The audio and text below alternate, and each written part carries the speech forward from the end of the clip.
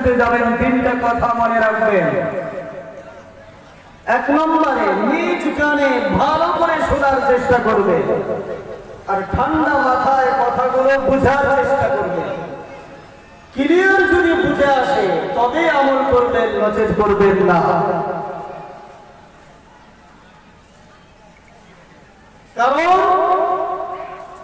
আমি গোলাম মুস্তফা, আমার বাড়ি কোথায়, আমার শিক্ষা যোগ্যতা কতটুকু আছে, আমাদের ময়দানটা কেমন, আল্লাহর চরিত্র কেমন, আপনারা কেউ জানেন? আওয়াজ নেই, আপনারা কেউ জানেন? জানেন না। এই জন্য সুরের দিকে তাল না দিয়ে,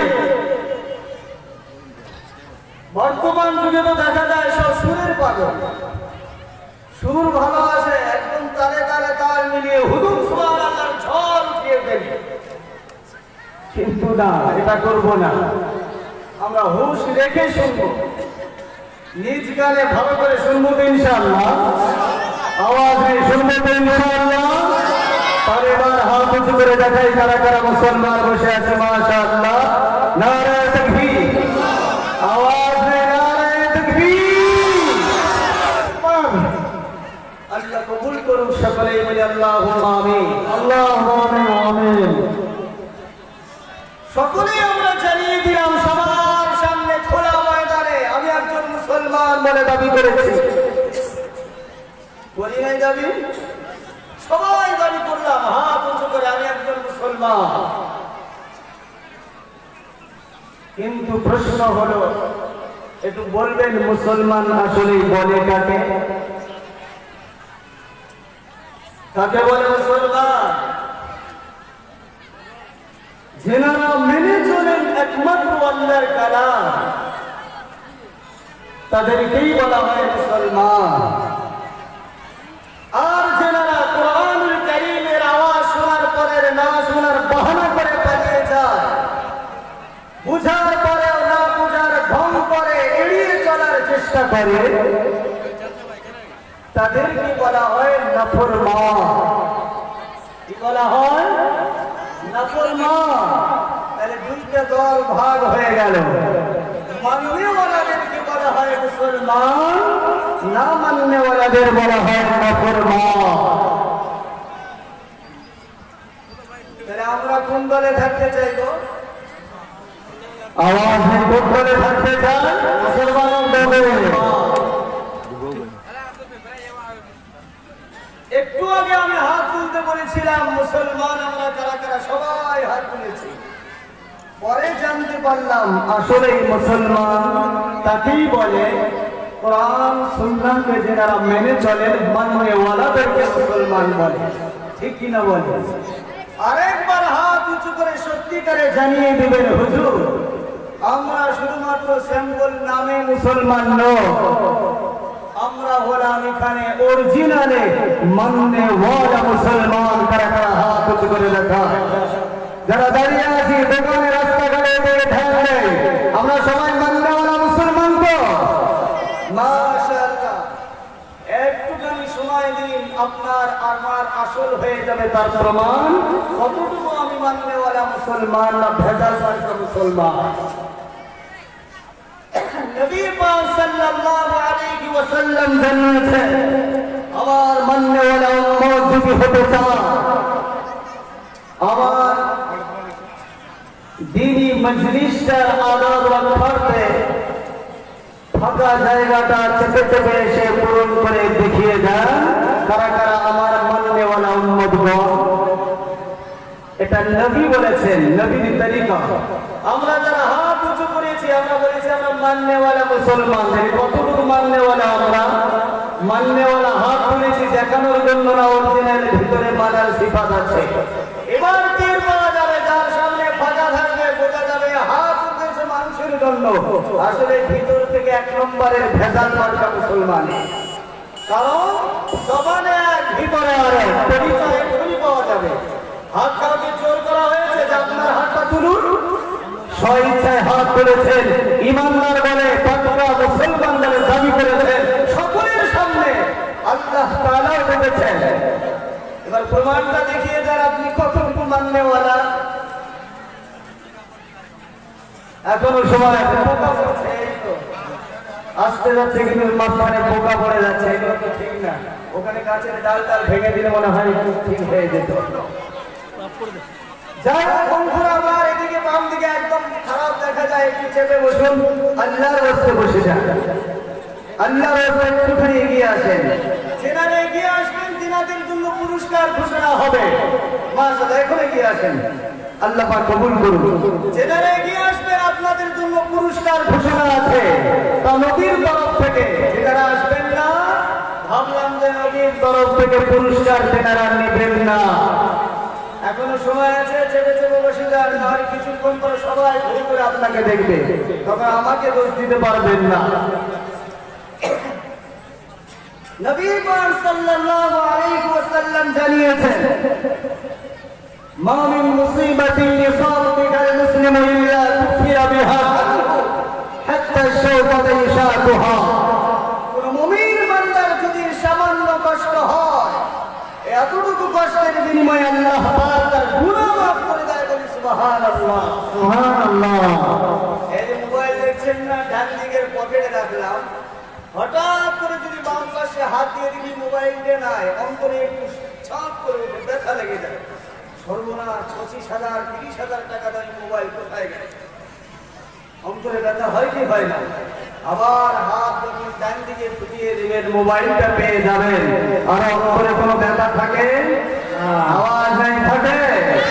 মুমিনের এতটুকু কষ্টের কারণেও আল্লাহ পাক গুনাহ মাফ করে দেন। বলি সুবহানাল্লাহ, সুবহানাল্লাহ।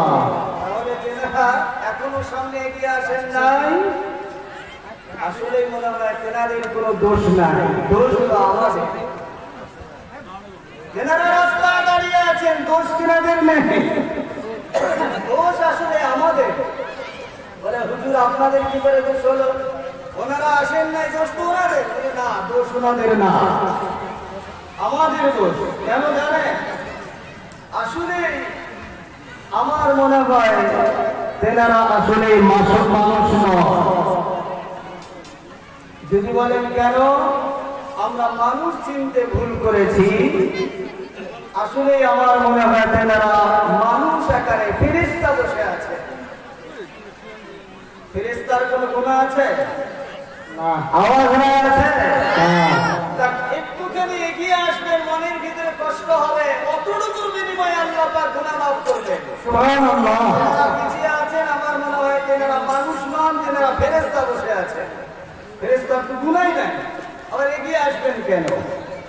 আর যদি আপনাদের মনে হয় হুজুর আর বলেন না, আমরা হলাম মুসলমান, আপনি চিনেন না, আমি যে কত নম্বরের, এরা সবাই আমাকে চেনে জানে, তাই দুহাত জোর করে বলছি, অনুরোধ করে বলছি, কিয়ামতের ময়দানে একটা নেকির জন্য পাগল হয়ে যাবে মানুষ। তাই আপনারা যদি সত্যিকারে গুনাহ মাফের আশায় এসে থাকেন, যারা দাঁড়িয়ে আছেন, যারা পিছনে আছেন, একটুখানি সামনে আসলে ভালো দেখা যাবে, আল্লাহ পাক আপনার গুনাহ মাফ করে দেবেন ইনশাআল্লাহ, ইনশাআল্লাহ। অনুরোধ করে বলছি, যারা পিছিয়ে আছেন একটুখানি চেপে চেপে বসেন, আল্লাহ পাক কবুল করুন। সকলেই বলে আল্লাহুম্মা আমিন, আল্লাহুম্মা আমিন, আমিন। أعوذ بالله من الشيطان الرجيم.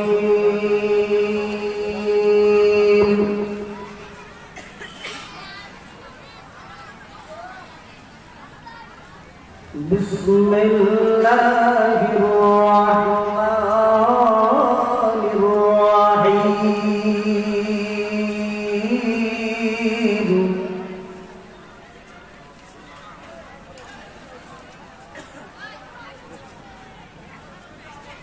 الله الذي لا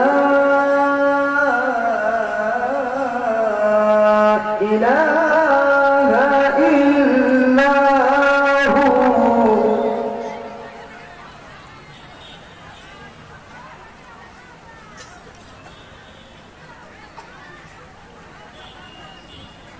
عالم الغيب والشهادة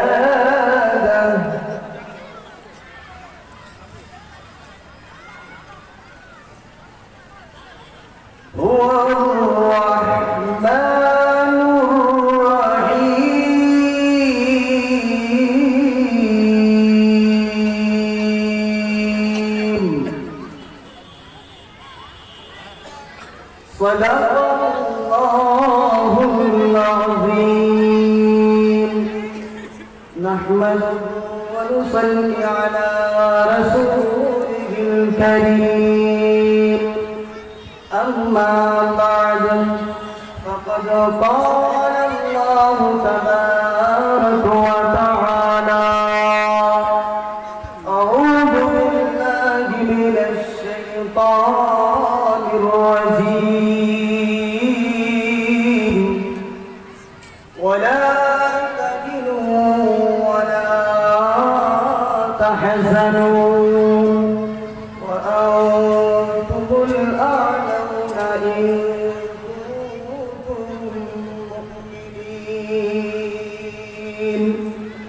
وقال النبي صلى الله عليه وسلم من أحب سنتي فقد أحبني ومن أحبني كان معي في الجنة وقال تعالى إن الله وملائكته يصلون على النبي يا أيها الذين آمنوا صلوا عليه وسلموا تسليما সবাই মহব্বতের মধ্যে দুরূদ ইব্রাহিম পড়ি আল্লাহুম্মা সাল্লি আলা মুহাম্মাদিন ওয়া আলা আলি মুহাম্মাদিন কামা সাল্লাইতা আলা ইব্রাহিম ওয়া আলা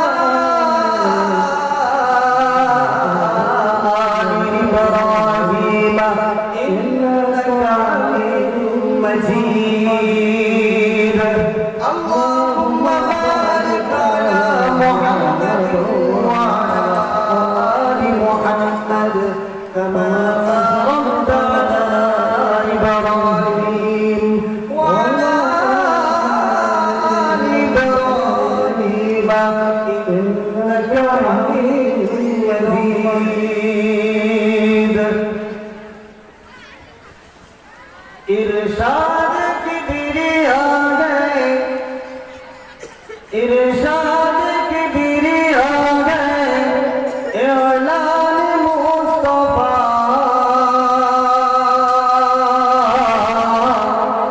व तुइज़्ज़ु मन तशा व तुज़िल्लु मन तशा सुभान अल्लाह जोर से बोलो सुभान अल्लाह खुदा के मानते होते যখন বলেছে মুস্তাফা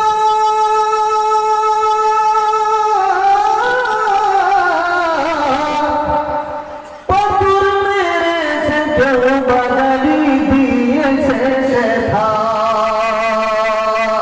তো আস্তে আস্তে করেন নবী এই উম্মতের তরে দোয়া وتعز من تشاء وتذل من تشاء إرشاد كبرياء إعلان مصطفى وتعز من تشاء وتذل من تشاء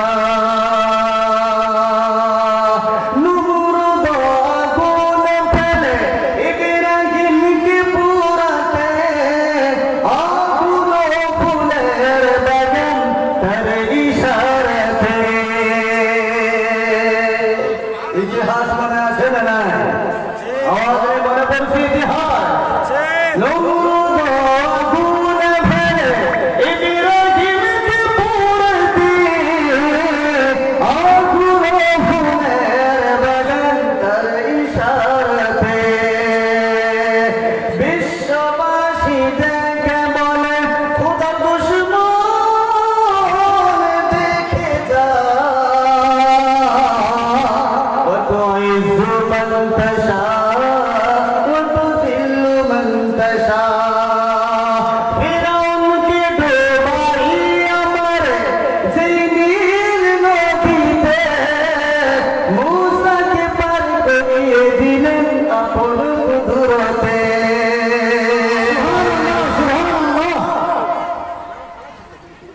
ইতিহাস সকলেরই মনে আছে। ইতিহাস থেকে শিক্ষা নেওয়ার দরকার। মুসা আলাইহিস সালাতু ওয়াস সালাম দিনের দাওয়াত দেওয়ার পরে যখন ইব্রাহিম তারা করলেন, নমরুদ তারা করলেন, চলতে চলতে সামনে সমুদ্র মনে হয় রাস্তা নাই, একদম রাস্তা বন্ধ, কিন্তু তারপরেও আল্লাহর উপরে ঈমানটাকে হারান না, ঈমান ঠিক রেখেছিলেন। আল্লাহ পাক পানির উপর দিয়ে হাজার রাস্তা বাহির করে দিয়েছেন।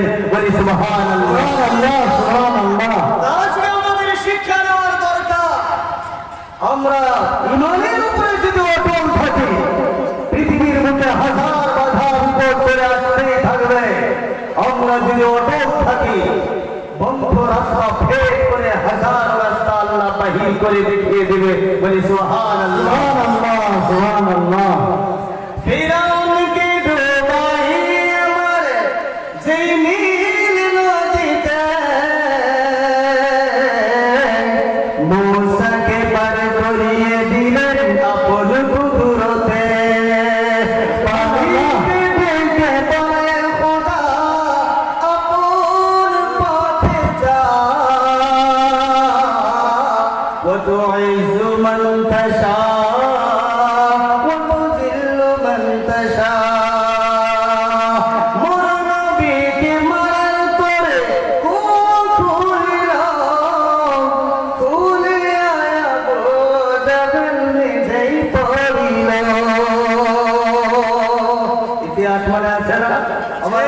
নবীকে মারার পরে নাউজুবিল্লাহ বেঈমান আবু জাহেল গর্ত খনন করেছিল।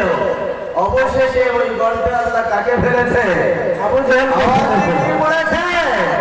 এখান থেকে ইতিহাস শিক্ষা নেওয়ার দরকার। যতই গর্ত খনন করুক না কেন, আজ থেকে নিয়ে কিয়ামত পর্যন্ত যারা মুমিন বান্দা হবে, সেই মুমিনদেরকে গর্তে ঠেলে দেওয়ার জন্য এরকম হাজার আবু জাহেল তৈরি আছে। যুগে যুগে হাজার আবু জাহেল সামনে আসবে, মনে রাখবে ওয়া মাকারু ওয়া মাকারাল্লাহ ওয়াল্লাহু খায়রুল মাকিরিন। তোমরা যতই মক্কারি, যতই কায়দা, যতই চালাকি দেখাও না কেন, আল্লাহর উপরে কেউ পারবে? আওয়াজ নেই পারবে। মুমিনের পিছনে গোটা পৃথিবী কোরআন চ্যালেঞ্জ করে দেখিয়ে দিয়েছে। মুমিনের উপরে কেউ যদি ফাঁদ তৈরি করে, জাল তৈরি করে, গর্ত খনন করে, মুমিন যদি তার ঈমানটাকে টিকিয়ে রাখে, যারা গর্ত খনন করবে মুসলমান মুমিনের জন্য, ওই গর্তে একটা একটা করে আল্লাহ পাক তাদেরকেই ফেলে মারবেন। বলি সুবহানাল্লাহ, আল্লাহ নকল করেছেন কবি, ইতিহাস এটাই নকল করেছেন। মরে নবীকে মারার পরে ও ফুলিরা ফুলিয়া আবু জাহেল নিজেই পড়িল। মক্কাবাসী ডেকে বলে মরার কায়দা দেখে যা, ও তুইজ্জু মান তাশা ওয়া তুযিল্লু মান তাশা। ইরশাদ কিবরিয়া है एलान मुस्तफा, वा तुइज्जु मन तशा वा तुज़िल्लु मन तशा। ए खुदा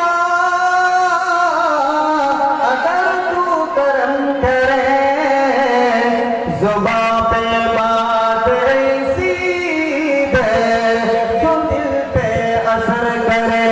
सबाई कोई बलगल खुदा बिकमालिही कशफत तुझा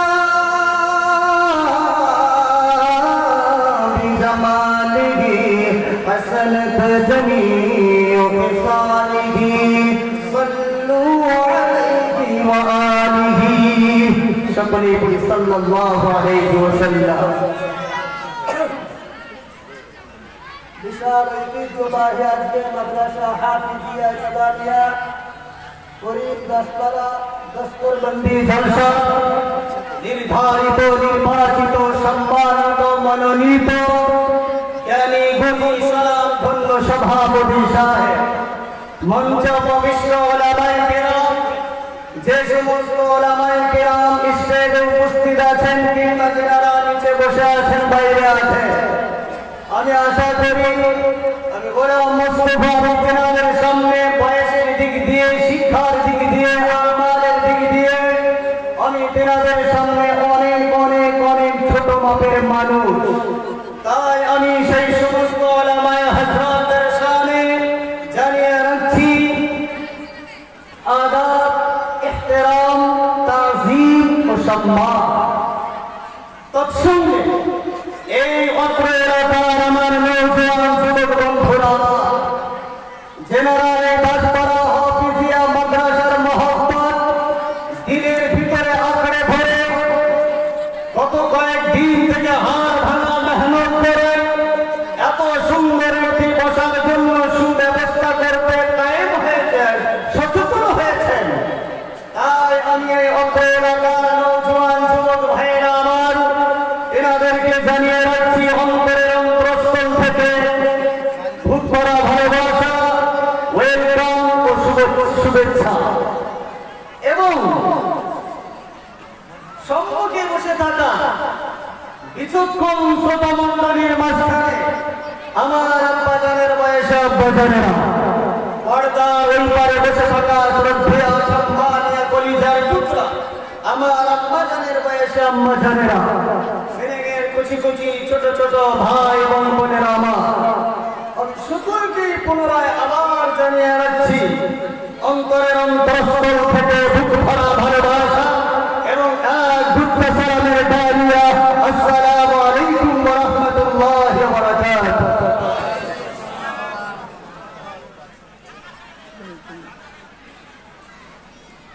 এদিকে কবরস্থান কোন দিকে আছে গো?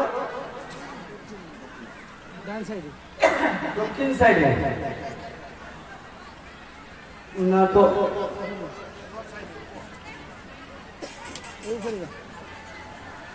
সবাই তো বলছেন ওই সাইডে, আমার মনে হচ্ছে আমি নিজেই কবরস্থানের সামনে বসে আছি। কবরস্থানের সামনে গিয়ে আপনি হাজারখানা মাইক লাগিয়ে সালাম দিবেন, একটা সালামেরও জুড়ে আওয়াজ আসবে, জবাব আসবে? আওয়াজ নেই, জবাব আসবে? তা আমরা কি সব কবরস্থানের ভিতরে কবরে বসে আছি নাকি?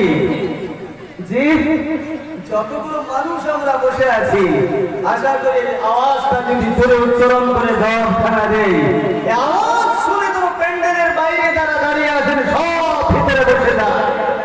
আর আমাদের আওয়াজের কারণে যদি বসে যায় এর বিনিময়ে কিছু পাবো না? আওয়াজ নেই, পাবো না? অবশ্যই পাবো। তাই আমি আরেকবার সালাম দিচ্ছি, আর যদি পিছনের বন্ধুরা জোরে আওয়াজ দিয়ে জবাব না দেন আমি ভাববো যে আমাকে আমার উপরে রেগে আছেন, আমি তাড়াতাড়ি টেনে বিদায় নিয়ে চলে যাব। আসসালামু আলাইকুম ওয়া রাহমাতুল্লাহি ওয়া বারাকাতুহু। মাশাআল্লাহ, সমস্ত প্রশংসা, সমস্ত তারিফ, গুণগান, হামদ ও সিফাত মহান আল্লাহ তাবারক তাআলার জন্য, যিনি মদিয়ান মরিয়ান অনন্ত অসীম ও দয়ালু কৃপাবান, যার বিনা অনুমতিতে চন্দ্র সূর্য কিছু উদিত হয় না আর অস্ত যায় না। এক বাক্যে স্বীকার করে তিনি হলেন কে? আওয়াজ নেই, তিনি হলেন কে? খাওয়ার সময় প্রশংসা করবো কার? ঘুমানোর সময় নাম নেব কার? ঘুম থেকে ওঠার সময় নাম জানব কার? ব্যবসা করার সময় নাম জানব কার? বউ পিটাই করার সময় নাম জানব কার? একদিকে বলেছিস রে, সবার থেকে চলে তো তুই বলছিস। মেয়ে বাড়ি বিয়ের সময় ঠিক, এখন থেকে এরা করছে বিয়ে করে বউ পিটবে। আমি একটুখানি চেক করলাম ফ্যান এদিকে আছে না বাইরে চলে গেছে। আগেই তো আমি বলেছিলাম ফ্যানটা যেন এদিকে থাকে। যাই হোক, প্রায় মানুষের ধ্যান আছে। আমি প্রথমেই বলেছি সুরের দিকে ধ্যান দিবেন না, কথার দিকে ধ্যান দিবেন, এরাটা সহি করে বসবেন, আল্লাহ পাক কবুল করবেন। সকলে বলি আল্লাহুম্মা আমিন। সর্বহালতে প্রশংসা করব, তাই আমরা সকলে সেই মালিকের নিকটে শুকরিয়া জ্ঞাপন করি সমবেত কণ্ঠে আলহামদুলিল্লাহি রাব্বিল আলামিন।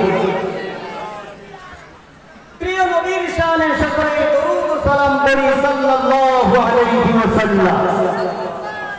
ভাইরা আমার, আব্বা জানেরা আমার, ভূমিকায় বেশি সময় আমি নিলাম না, যেহেতু মাদ্রাসার প্রোগ্রাম রাত্রি অনেক হয়ে গেছে। আমার পরেও মুফাসসিরে কোরআন মিষ্টি ভাষী বহুদূর থেকে এসেছেন, সুন্দর ভাষায় তিনিও কথা রাখবেন।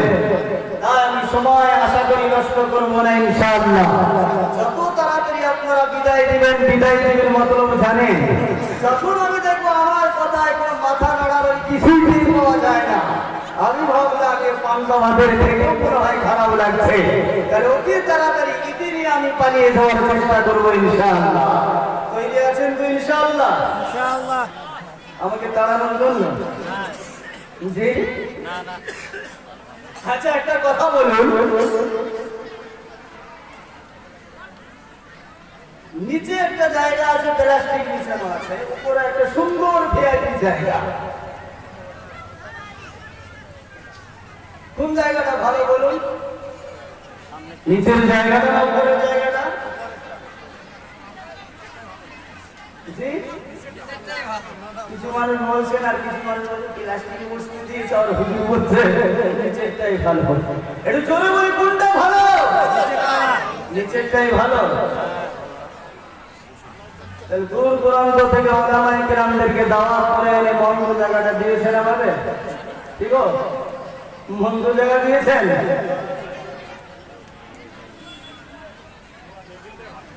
আপনারা বলছেন নিচের জায়গাটাই ভালো। কেন ভালো?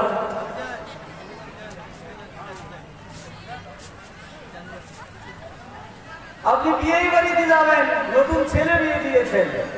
আচ্ছা, ছেলে বিয়ে দেওয়ার পরে ওই বৌমার বাপকে আপনারা কি বলে ডাকেন? বিয়ে বলে ডাকেন তো? তাহলে আশা করি বুঝতে পারছেন। আপনি বিয়ে বাড়িতে গেলেন, নতুন বিয়ে বাড়িতে, আপনি বাইরে থেকে সালাম দিলেন, আসসালামু আলাইকুম বিয়ে সাহেব। আপনার বিয়ে সাহেব আওয়াজ শুনে ঘর থেকে বাইরে হয়ে বলে, সর্বনাশ, নতুন বিয়ে সাহেব এসেছে। আপনার সঙ্গে মুসাফা করে সালাম দিয়ে আপনাকে বলেন, একটুখানি ভাই দাঁড়ান, আমি সব ব্যবস্থা করছি। আপনাকে দাঁড় করিয়ে রেখে বাইরে তোর মেরে হ্যাঁ বুঝেন হ্যাঁ ধান কাটার পরে যেটা বাইর হয় কি বলেন?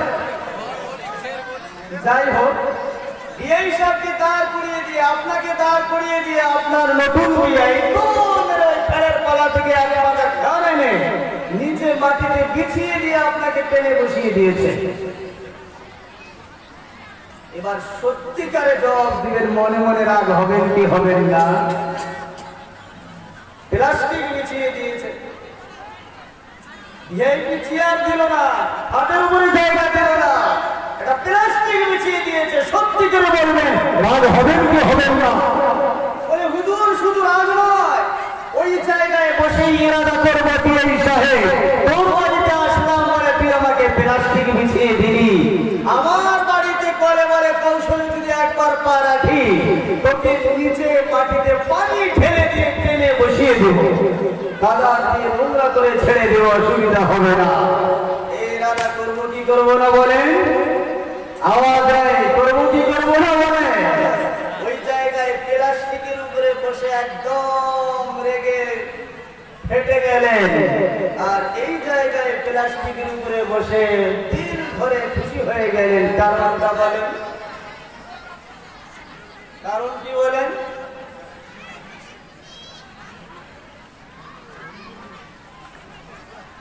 আমার মনে হয় প্রত্যেকটা মানুষকে যদি জিজ্ঞাসা করা হয়, বাড়িতে আপনার সুন্দর বিছানা আছে,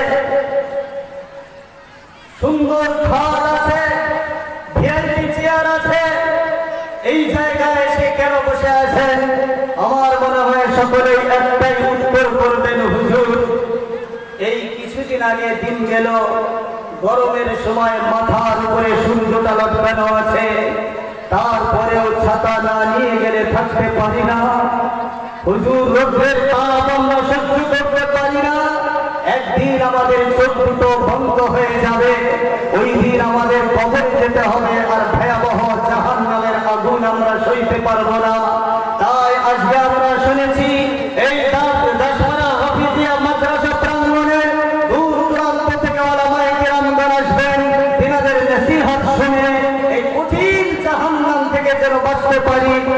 জান্নাতে যেন যেতে পারি, এই আশা ছাড়া অন্য কোনো আশা আছে বলেন? আওয়াজ নেই, আশা ছাড়া অন্য কোনো আশা আছে? আশা না। এই কথা এখানে রেখে দিলাম, পয়েন্টগুলো মনে রাখবেন শুধুমাত্র।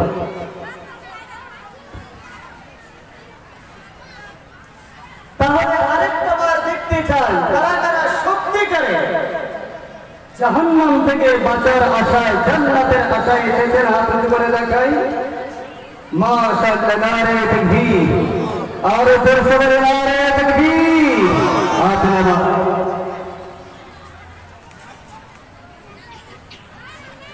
আমরা পৃথিবীতে এসেছি,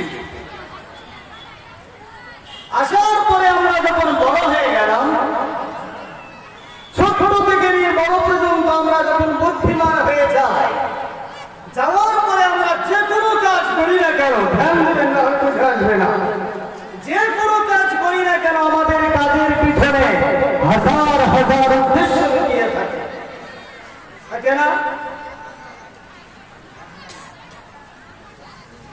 আমাদের কাজের পিছনে হাজার হাজার উদ্দেশ্য লুকিয়ে আছে। উদ্দেশ্য যদি না থাকে তাহলে লোকে আমাকে পাগল বলে। মোবাইল তৈরি करने वाला उद्देश्य নাই আছে কিনা বলে? লাইট তৈরি करने वाला उद्देश्य নাই, মাইক তৈরি करने वाला उद्देश्य নাই। আচ্ছা, লাইট তৈরি करने वाला উদ্দেশ্য আলো দিয়ে অন্ধকার দূর হয়ে যাবে, উদ্দেশ্য যদি ফল হয়ে যায়, আলো যদি বন্ধ যায়, নিভে যায়, কি করবেন? আপনার ভাই মিস্ত্রি সাহেব তাড়াতাড়ি ঠিক করে, যদি ঠিক হয় করে রেখে দেন, আর ঠিক না হয় সাইডে ফেলে দেন, ওটাকে উপরে রেখে পুজো করবে না। মোবাইল নষ্ট হয়ে গেল, কেনার উদ্দেশ্য একবার হ্যালো বলবো, অনেক দূরে চলে যাবে, বন্ধ হয়ে গেল, ঠিক করতে দিলাম, যদি ঠিক হলো পকেটে রেখে দেয়, আর ঠিক যদি না হয় এটা অযথা পকেটে রাখি না, করে ঠিক করে দেয়। যুক্তি বুঝবে? দেই কি দেই না বলেন? আওয়াজ নেই, দেই কি দেই না? আমাদের প্রত্যেকটা কাজের পিছনে হাজার হাজার উদ্দেশ্য লুকিয়ে আছে।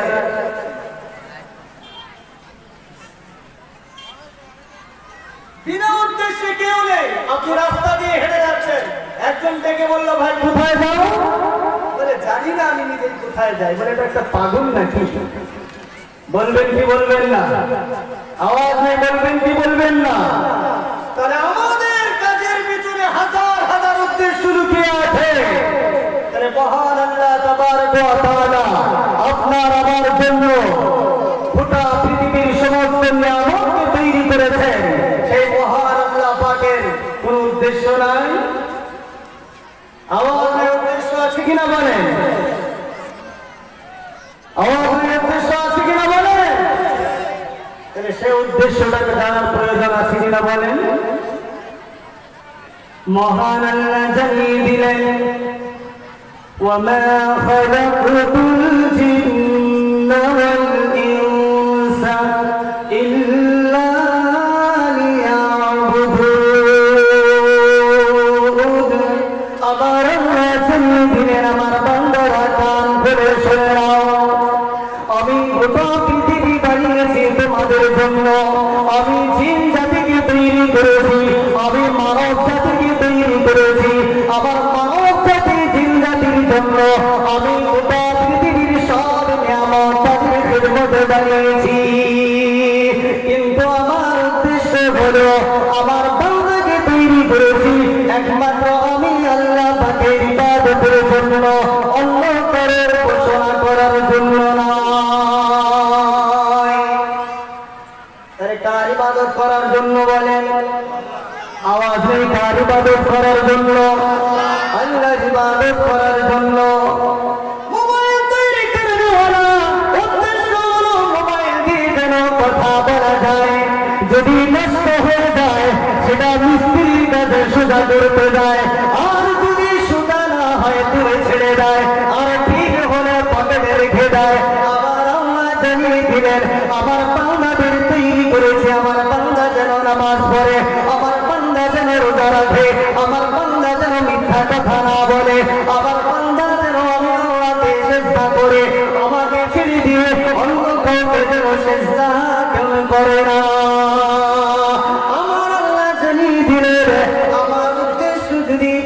হয়ে যায়, আমার দেশের বাইরে তোমরা যদি চলে যাও, তোমাদের মোবাইল যদি নষ্ট হয়ে যায়, পুরাগানে ফেলে দাও, তেমনি ভাবে আমার বান্দা তখন নষ্ট হয়ে যায়, আমার বান্দা যখন দাঁড়িয়ে রেখে যায়, আমার সুদের কারবার করে, আমার বান্দা যখন দাঁড়িয়ে পেশাব করে, আমার মা আমার বান্দিরা যখন বেপরদায় রাস্তাঘাটে বাহির হয়, আমার বান্দারা যখন হারাম ছাড়ে না, তারা হারাম রুজির পাশে যায় না, আমার বান্দা যখন মাদ্রাসাকে ভুলে যায়, আমার বান্দা যখন কোরআনকে ভুলে যায়, আমার বান্দা যখন ইসলাম থেকে দূরে সরে যায়, তখন মনে করে নিবে আমার বান্দা আমার সামনে নষ্ট হয়ে গেল।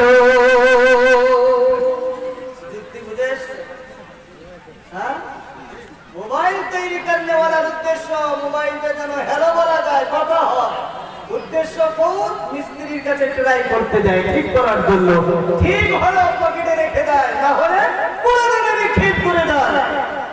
আমার আল্লাহ জানিয়ে দিলেন আমার বান্দা শুনে নাও, আমার বান্দা যখন খারাপ হয়ে যায়, নষ্ট হয়ে যায়, আমার বান্দারা যখন বেনামাজি হয়ে যায়, আমার বান্দা যখন নষ্ট হয়ে যায়, আমার বান্দাকে ঠিক করার জন্য আমি মিস্ত্রির কারখানা, আমি মাদ্রাসা এলাকায় কায়েম করে দিয়েছি। তাদের বাচ্চারা যেন মাদ্রাসায় চলে যায়, তারা যেন কোরআন কারীমের হাফিজ হয়ে যায়, তাদের বাচ্চা যেন মাওলানা হয়ে যায়, আর বাচ্চার কারণে তারাও যেন কোরআন শিখে যায়। আল্লাহ জানিয়ে দিলেন আমার বান্দাদের ঠিক করার জন্য আমি মিস্ত্রি সরবর আমাদের সঙ্গে হাত মিলিয়ে দেই, আমার বান্দাদের ঠিক করার জন্য মসজিদের ইমামের সঙ্গে আমি মিলিয়ে দেই, আমার বান্দাদের ঠিক করার জন্য আমি আমি মিস্ত্রির সামনে আমি বানিয়ে বসিয়ে দেই। আর বাচ্চারা যখন স্টেজে বসে আমার মুসলমানরা যারা নামাজ ছেড়ে দিল, রোজা ছেড়ে দিল, যাকাত দেওয়া ছেড়ে দিল, সব অন্যায় কাজ শুরু করে দিল, মিস্ত্রি যখন সারা রাত করে তাদের ঠিক করার জন্য তাদের সামনে ওয়াজ করে গেল, ও ভাই নামাজ ছেড়ো না, মিথ্যা কথা বলো না, সুদের বিজনেস তোমরা করো না, মায়েদেরকে বেপরদায় রাস্তায় বাহির করো না, মিস্ত্রির কথা শুনে আমার বান্দারা যদি ভালো হয়ে যায়, যেমন তোমাদের মোবাইল ভালো হলে পকেটে রেখে দাও, ও বান্দা তোমরা যদি একবার ভালো হয়ে যাও, তাদের কথা শুনে ওলামায়ে কেরামদের কথা শুনে তোমরা যদি তওবা করে নিয়ে ভালো হয়ে যাও, তোমাদেরকে আমি আল্লাহ এমন একটা জায়গায় রেখে দেব যে জায়গার নাম হলো জান্নাত।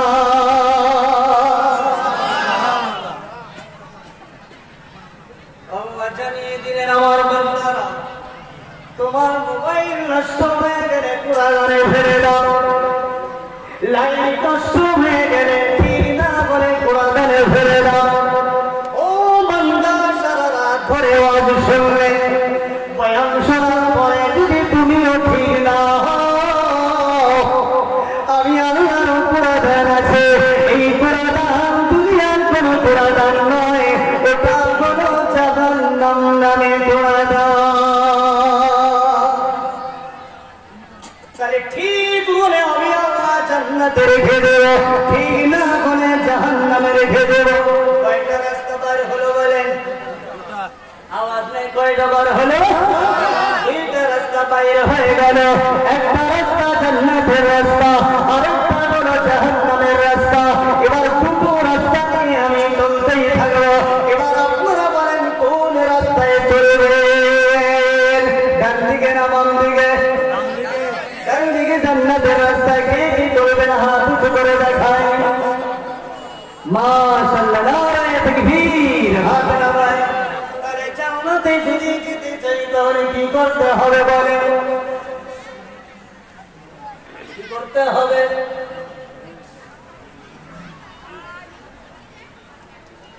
বেশি বেশি করে বিড়ি টানতে হবে নাকি? জান্নাতে যদি যেতে চাই ভাত দেওয়া যাবে না, আওয়াজ করা যাবে। জান্নাতে যদি দিতে চাই। প্রথম নাম্বার ফরজ হলো ইমানদার হতে হবে। আমরা যদি জান্নাতে যেতে চাই দুইটা জিনিসের উপরে আমল করতে হবে। গোটা পৃথিবীতে কোনো বান্দা যদি দুইটা জিনিসের উপরে আমল করে সে জান্নাতে চলে যাবে। প্রত্যেকটা মানুষের উপরে দুইটা দায়িত্ব আছে। দায়িত্ব বলবো আমি, আওয়াজ নাই বলবো, রাজি আছেন? জান্নাতে যাবেন তো ইনশাআল্লাহ। প্রত্যেকটি মানুষের দুইটা করে দায়িত্ব আছে। একটা হলো ইমানি দায়িত্ব, আরেকটা হলো আমালের দায়িত্ব। দুইটা দায়িত্ব ঠিক কিনা বলেন? আউয়ালুল ফারাইজুল ঈমান, প্রথম নাম্বার ফরজ হলো ঈমান। কি হতে হবে বলেন? ঈমানদার হতে হবে কিনা বলেন? আওয়াজ নাই, হতে হবে কিনা বলেন? কিন্তু মনে রাখবেন এই 20 শতাব্দীতে, মনে রাখবেন এই ঈমানদারদেরকে নষ্ট করে দেওয়ার জন্য পৃথিবীর শুরু থেকে নিয়ে পর্যন্ত বাতিল ফিরকার দলেরা সেই যুগ থেকে নিয়ে বেঈমান ইহুদিদের দলেরা আজ পর্যন্ত মুসলমানদের পিছনে লেগে আছে না নাই? আওয়াজ নাই, আছে না নাই বলেন? জোরসে বলেন, আছে না নাই? আমার আল্লাহ জানিয়ে দিলেন, আমার বান্দারা শুনে নাও, তোমরা আমাকে কেন ভুলে যাও? আমি আল্লাহ এত সুন্দর সুন্দর তোমাদেরকে নিয়ামত দিয়েছি।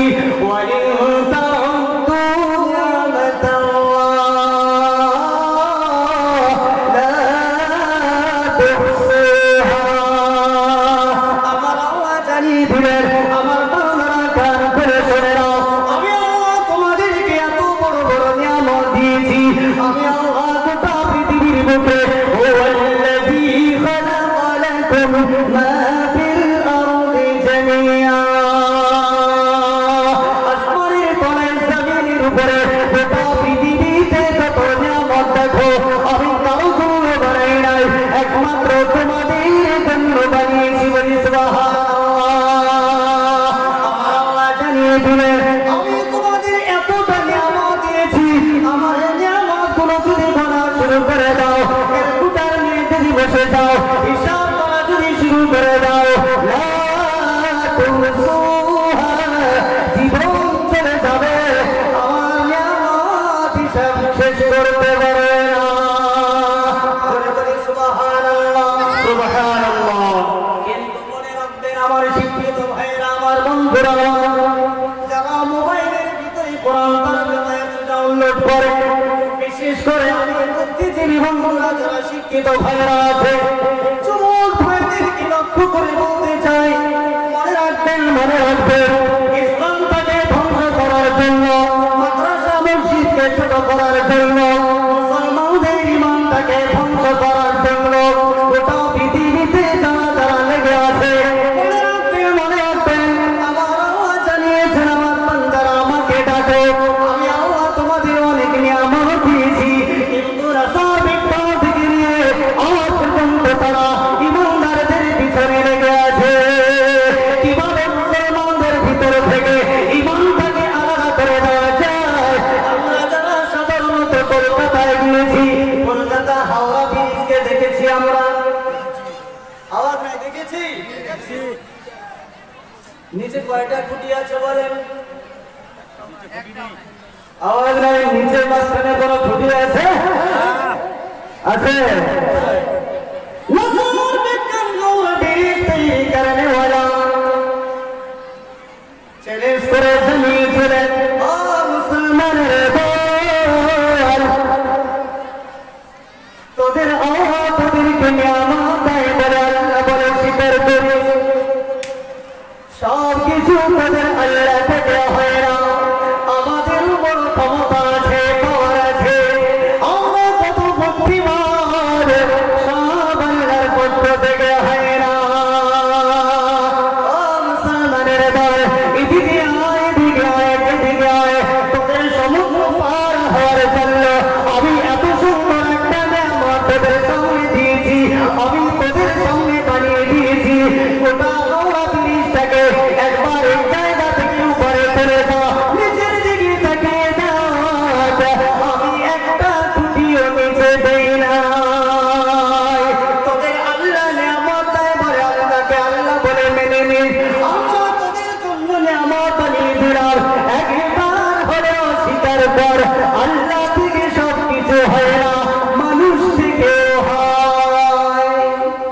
বেঈমান বানানোর ধান্দা দেখে। একবার স্বীকার কর, সব কিছু আল্লাহ থেকে হয় না, মানুষেরও ক্ষমতা আছে। একবার তোদের আল্লাহকে ভুলে যা না। এই মাদ্রাসা দরকার আছে কি নাই মনে রাখবে। আমরা যারা যারা বলে মাদ্রাসা দরকার নাই, ওলামায়ে কিরামদের দরকার নেই, মনে রাখবেন আজকে আপনার মাথায় ঢুকে আছে, আপনার জানাজায় মৌলানা সাহেব দাঁড়িয়ে যায়, আপনার বিয়েটা মৌলভী সাহেব পড়ায়, এটা একমাত্র পৃথিবীতে ইতিহাস, এই মাদ্রাসা ছাড়া অন্য কিছু নয়। ঠিক কিনা বলে?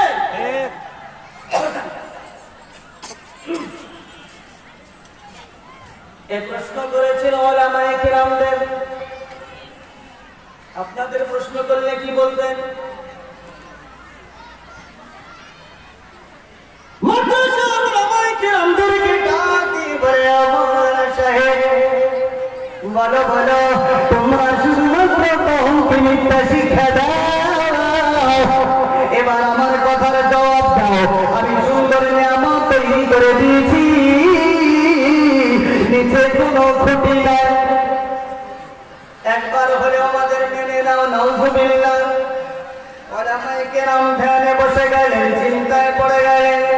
আমার আল্লাহ জানিয়ে দিলেন, কোনো চিন্তা করবে না, আমার আল্লাহ জানিয়ে দিলেন, ইন্নাদ-দীনা ইনদাল্লাহিল ইসলাম। আমার আল্লাহ জানিয়ে দিলেন, আমার বান্দারা শুনে নাও, ভয় করে না, পৃথিবীতে অনেক ধর্ম আছে, হিন্দু আছে, জৈন আছে, খ্রিস্টান ধর্ম আছে, বৌদ্ধ আছে, অসংখ্য ধর্ম আছে, কিন্তু মনে রাখবে, মনে রাখবে, মনে রাখবে, আমি আল্লাহর কাছে মনোনীত ধর্ম হলো ইসলাম। জোরে বলি সুবহানাল্লাহ। সব থেকে মনোনীত ধর্ম হলো ইসলাম। তাই আমি ইসলামটাকে বিনা দলিলে রাখি নাই। ও মৌলানা, টেনশন করবে না, ওই বিজ্ঞানকে কান ধরে জবাবখানা দিয়ে দাও, তার মাথাটা নত হয়ে যাবে, কারণ তারা কোরআন থেকে শিক্ষা নেয়। আমি কোরআনে যা দিয়েছি গোটা পৃথিবীতে তা দেয় নাই, আমার কিঞ্চিৎ পরিমাণ জ্ঞানের ভান্ডার থেকে আমি গোটা পৃথিবীতে দিয়েছি। তাদের কারিনাম শব্দ ব্যবহার করেছি, তাদের কান তাদের জানিয়ে দাও, 30 পারায় সূরা নাবাতা তেলাওয়াত করে জানিয়ে দাও। এই মাদ্রাসার হাফেজ কোরআন যারা হয়, 30 পারাটা মুখস্থ করে নেয়, মাদ্রাসার হুজুর তখন জানিয়ে দিল, আল্লাহ জানিয়ে দিলেন 30 পারাটা হলো। মৌলানা সাহেব 30 পারা খুদ করবে, সূরা নাবাতা তেলাওয়াত করতে করতে হঠাৎ একটা আয়াত চলে আসলো, ওয়াবানাইনা ফাওকাকুম সাবআন শিদাদা।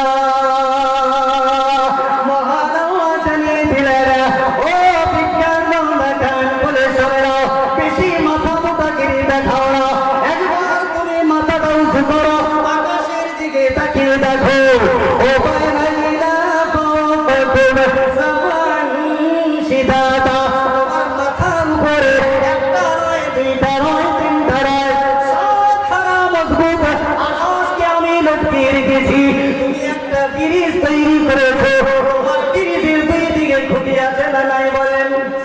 নিচে নাই, দুই দিকে আছে না নাই বলেন?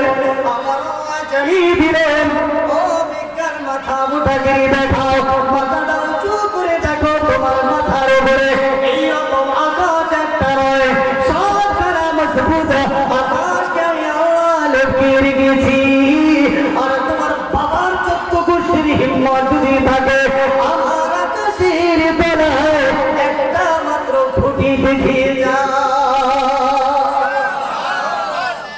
নাকি খোদ দিয়ে শিকার হতে বাধ্য হয়েছে না, ইসলামী সত্য জোরে বলি সুবহানাল্লাহ, আর জোরে বলি সুবহানাল্লাহ। ইসলাম এইরকম একের পর এক বাধা আসতেই আছে। এই লাইট দেখছেন না, বলছিলাম এটাও কম জানায় না, थॉमसन एडिसन 9999 বার মেহনত করে একটা লাইট আবিষ্কার করে জ্বালিয়েছে। এত সুন্দর নিয়ামত তোমাদের সামনে তুলে দিয়েছি, একবার যারা অন্ধকার দূর হয়ে যায়। সব আল্লাহ দেয়, আমরাও তোমাদের দেই, আমাদের ডাকো না কেন?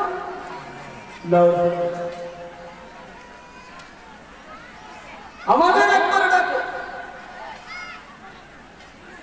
ওলামায়ে কেরাম জানিয়ে দিলেন, এই মাদ্রাসার ওলামায়ে কেরাম গণেরা আল্লাহ জানিয়ে দিলেন, বিজ্ঞানেরা কান খুলে শুনে নাও, তোমরা লাইট আবিষ্কার করে মাথা মুখা গিয়ে দেখাও। আমি কোরআনুল কারীমের ভিতরে জানিয়ে দিয়েছি, ওয়াজআলনা সিরাজান ওয়াহাজা। আমার আল্লাহ জানিয়ে দিলেন, মাথাটা উঁচু করো, আকাশের দিকে তাকিয়ে দেখো, আমি প্লেটের মতো একটা লাইট আবিষ্কার করে রেখে দিয়েছি। তুমি একটা প্যান্ডেলে কতটা লাইট লাগিয়েছো, তুমি একটা ঘরের ভিতরে কতটা লাইট লাগাও, তবে গিয়ে আলোটা হয়, অন্ধকার দূর হয়।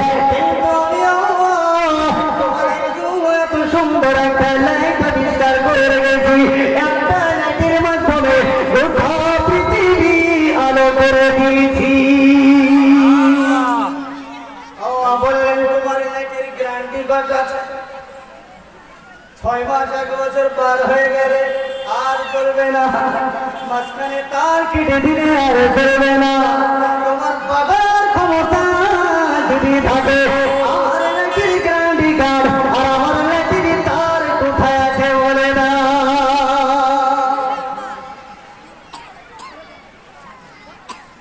নাকি পথ দিয়ে শিকার হতে বাধ্য হয়েছে? আমি শিক্ষিত ভাইদেরকে শুধু বলতে চাই, শুধুমাত্র সব জায়গায় তো জান্নাত জাহান্নামের আওয়াজ শুনি, একটুখানি দিনটা ফলো করি। শুধুমাত্র আমরা মোবাইলে কোরআন তরজমা ডাউনলোড করলাম, মনে রাখবেন, যেটা সহজ সেটা বুঝবেন, কিন্তু সব মাসলা নিজের থেকে বোঝার চেষ্টা করবেন না, সব বুঝার চেষ্টা করবেন না। সেগুলো বুঝবেন না, ওলামায়ে কেরামদের সাথে সম্পর্ক করবেন। কারণ মোবাইলের ভিতরে 40টা অ্যাপের ভিতরে মনে করবেন যে 30টা থেকে 25টা 20টা এরকম অ্যাপ এই ইহুদিদের বানানো থাকে। তারা ধ্বংস করে দেওয়ার চেষ্টা আছে। এই যে মোবাইল তৈরি করে নেওয়া, তোমাদের সামনে এমন একটা নিয়ামত দিয়েছি, একবার হেরা মারবে। দিনাজপুর থেকে কুচবিহার, কুচবিহার থেকে আসাম, ত্রিপুরা, দিনাজপুর থেকে দিল্লিতে আছে, সৌদিতে আছে, বাইরের দেশে আছে, ভিডিও করে একবার হ্যালো বললে মোবাইলে সেকেন্ডের মাধ্যমে চলে যায়। যায় কি যায় না বলে? যায় কি যায় না? চলে যায়। বলছে, ও মুসলমান, এত সুন্দর নিয়ামত দিচ্ছি আমরা, তাও বলো সবকিছু আল্লাহ থেকে হয় না? ইম্পসিবল, হয় না। আমরাও তৈরি করতে পারি, সব কিছু আল্লাহ তৈরি করতে পারে, এটাকে বিশ্বাস করবে না। নাস্তিকরা এরকম ভাবে ঘোর ঢুকিয়ে দিয়ে ঈমান থেকে হরণ করার চেষ্টা করে। আমার আল্লাহ জানিয়ে দিলেন, ওলামায়ে কেরাম এর মাথা খারাপ হয়েছে, জবাব দিয়ে দাও, বেশি কিছু লাগবে না, ছোট্ট একটা আমার সৃষ্টি মৌমাছি দিয়ে জবাব দিয়ে দাও। মৌমাছি, মধুমাছি, চিনেন মৌমাছি? আওয়াজ নেই, চিনেন তো? মৌমাছির নামে কোরআনুল কারীম একটা সূরা নাযিল করা হয়েছে, সূরাতুন নাহল। বলছে মৌমাছি দিয়ে জবাবটা দিয়ে দাও, বেশি কিছু লাগবে না। বিজ্ঞান যখন মৌমাছি নিয়ে রিসার্চ করা শুরু করে দিল, মৌমাছি চিনেন তো নাকি? হ্যাঁ, রিসার্চ করা শুরু করে দিয়ে তারা জানতে পারলো, মৌমাছি যখন বাসাটা বাঁধে মসজিদের কোনো কোণায় কিংবা কোনো গাছের তলায়, করে কি করে না? মৌমাছি তার নিজের বাসাটা বাঁধার পর, তৈরি করার পর, তার ফ্যামিলি, তার পরিবার রেখে, রানী মৌমাছিকে রেখে, রাজা মৌমাছি তার আহার, তাদের খাবার জোগাড় করার জন্য মধুর সন্ধানে অনেক দূরে দূরে চলে যায়। যায় কি যায় না বলে? অনেক দূরে চলে যায়। আমরা যেমন বিবাহ শাদী করার পর বিবি বাচ্চাদেরকে বাড়িতে রেখে তাদের খাবার জোগাড়ের জন্য কেউ বিহারে যায়, কেউ রাজস্থানে যায়, কেউ দিল্লিতে যায়, কেউ হরিয়ানায় যায়, কেউ পাকিস্তানে, কেউ কুয়েতে, কেউ সৌদিতে, কেউ বাংলাদেশে, কেউ গুয়াহাটি, কেউ ত্রিপুরা, বিভিন্ন জায়গায় যায়। যায় কি যায়? আওয়াজ নেই, যায় কি যাই না? আমরা চলে যাওয়ার পর একটা মোবাইল দিয়ে হ্যালো করে জানিয়ে দেই, আমার বিবি সাহেব আমি পৌঁছে গেছি দিল্লিতে এবং কাজও পেয়ে গেছি। এটা ফোন করে আমরা জানিয়ে দেই কি দেই না বলেন? আওয়াজ নেই, দেই কি দেই না? জোরসে বলেন, দেই কি দেই না? ঠিক তেমনি ভাবে মৌমাছিরা কথা বলল আপনার দাসপাড়া বাজারে জামে মসজিদের বারান্দার তলায়, কিংবা মৌমাছি দাসপাড়া মাদ্রাসার মসজিদের বারান্দার তলায় তার বাসাটা তৈরি করল। রাজা মৌমাছি জানিয়ে দিল, তোরা থাক, আমি চললাম, আমি মধুর সন্ধানে চললাম। রানী মৌমাছিকে জানিয়ে দিল, সবাইকে দেখে রাখে। রাজা মৌমাছি চলে গেল মধুর সন্ধানে, চলে গেল মালদায় মধু পেল না, দিল্লির মাটিতে গেল মধুর সন্ধান পেল না। অনেক দূরে চলে গেল সফল করতে করতে, ঘরে ঘরে লন্ডনের জমিনে চলে গেল, শত শত মাইল দূরে চলে গেল। ওই জায়গায় যাওয়ার পরে ওই রাজা মৌমাছি তার খাবারের সন্ধান পেল, মৌমাছির খবর পেল। আপনি যেমন দিল্লিতে কাজ পেয়ে, বম্বে কাজ পেয়ে বিবিকে ফোন করে জানিয়ে দিলেন, বিবি রে টেনশন নিবে না, টেনশন নেবে না, আমি কাজ পেয়ে গেছি, কাজ শুরু করেছি। এবার রাজা মৌমাছি দিল্লির মাটি ছেড়ে চলে গেল, বম্বে ছেড়ে চলে গেল, পাকিস্তান ছেড়ে চলে গেল, লন্ডনের জমিনে গিয়ে মধুর সন্ধান পেয়ে গেল। এবার আমার রাজা মৌমাছি, তার কাছে তো কোনো টেলিফোন নাই, তার কাছে তো কোনো মোবাইল নাই, তার রানী সাহেবা এই দাসপাড়া মসজিদের বারান্দার তলায় বসে আছে, বাচ্চাদেরকে নিয়ে ইন্তজার করেছে। এই রাজা মৌমাছি লন্ডনের জমিন থেকে রানীর কাছে খবরটা কেমনি পাঠাবে? মোবাইল আছে? আওয়াজ নেই, মোবাইল আছে? আমার আওয়াজ জানিয়ে দিলেন, বিজ্ঞান গান বলে শোনে, তুমি মোবাইলের মাধ্যমে খবরটা জানিয়ে দিলে, কিন্তু আমার রাজা মৌমাছি রানী মৌমাছিকে লন্ডন থেকে খবর পাস করে পৌঁছে দেওয়ার জন্য তার হাতে কোনো মোবাইল নাই। তাকে খবর দেওয়ার জন্য দ্বিতীয়বার সে খবর দেওয়া লাগে না। সে ওই জায়গা থেকে ওখান থেকে টেলিফোনের মাধ্যমে তার বিবিকে জানিয়ে দেয়, তার রানীকে জানিয়ে দেয়। বলে কেমনি জানিয়ে দেয়? আমার রাজা মৌমাছি যেদিক থেকে গিয়েছে সেদিকে মাথাটা ঘুরিয়ে দেয়, তার সামনে দেখবেন দুটো নেটওয়ার্কের মতো তার লাগানো আছে। ওই তারের মাধ্যম দিয়ে ওই পাওয়ারে আমার রাজা মৌমাছিকে রানী সাহেবা দাসপাড়ায় বসে আছে, তার কাছে পৌঁছিয়ে দেয়। যদি বলি সুবহানাল্লাহ, জানিয়ে দিলেন ও মোবাইল তৈরি করনে वाला বিজ্ঞান, মোবাইলের ব্যাটারি যদি চার্জ শেষ হয়ে যায়, হ্যালো বলবি, কথা বলবে না, নেটওয়ার্ক চলে গেলে আর কথা বলবে না, সিম কার্ডটা খুলে ফেলে দে, আর কথা বলবে না। একবার চিন্তা করে দেন, আমার রাজা মৌমাছির ভিতরে কোন কোম্পানির সিম লাগানো আছে, কোন কোম্পানির সামনে নেটওয়ার্ক লাগানো আছে, কোন কোম্পানির ব্যাটারি লাগানো আছে। আশা করি তোদের 14 গোষ্ঠীর মাথা নত হয়ে যাবে, তোরা জীবনেও খুঁজে পাবি না।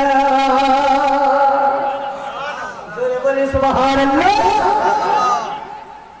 নাকি খোপ দিয়েছে, শিকার হতে বাধ্য।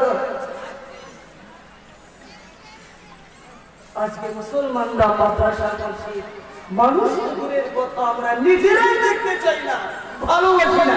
এলাকায় বহু আছে, খুঁজে দেখেন, চাই মাদ্রাসা যেন না হয়। আজকে নাই বলে মুসলমানেরা কোরআন থেকে অনেক পিছিয়ে আছে। মনে রাখবেন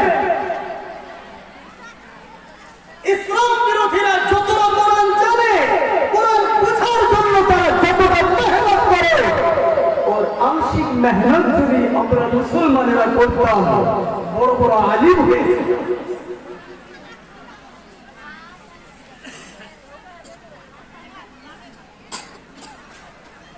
আমার আল্লাহ জানিয়ে দিলেন ওয়ালা তাহিনু ওয়ালা তাহজানু ওয়া আনতুমুল আ'লাউনা ইন কুনতুম মুমিনিন।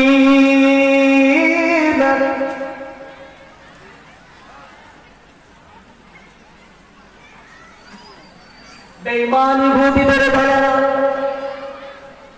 আপনারা কি জানেন আমরা মুসলমানেরা মাদ্রাসা কায়েম করতে চাই না, কিন্তু বেঈমানের ভাইরা মুসলমানদের ঈমানকে ধ্বংস করে দেওয়ার জন্য তারা মাটির তলায় মাদ্রাসা কায়েম করেছিল।